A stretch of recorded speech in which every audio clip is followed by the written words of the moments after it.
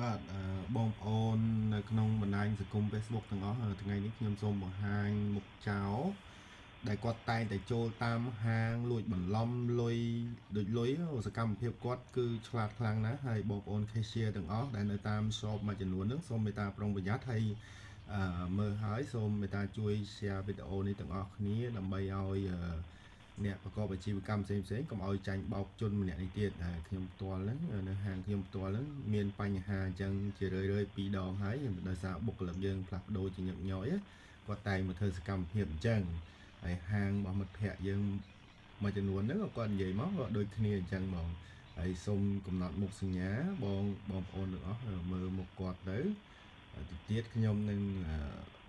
ប្រាប់ពីការវីដេអូមួយនេះពាក់ព័ន្ធជាមួយគាត់បន្លំបែបណាគឺលឿនមែនតែនបងបាទបងប្អូនទាំងអស់គ្នាបាទសូមជួយ share ផងណាសកម្មភាពរបស់គាត់គឺតែងតែបែបនេះឯងទី1គាត់ធ្វើជាមកទិញតំណែងនៅហាងយើងហើយគាត់សុំដូរលុយការដូរលុយរបស់គាត់ហ្នឹងគឺគាត់អត់សុខចិត្តទេគាត់ទាមទារយកលុយនេះលុយនោះមកកាន់ទាល់ដៃហើយគាត់ចេះស្ពិនហ្នឹងហើយដាក់កាបូបបាត់ឲ្យបងប្អូនមើលចុះបាទហើយដល់ពេលគាត់ចេញទៅបាត់យើងបិទបញ្ជីទៅទៅដឹងថាបាត់ចំនួនណាមួយហ្នឹងគឺគាត់ហ្នឹងហើយ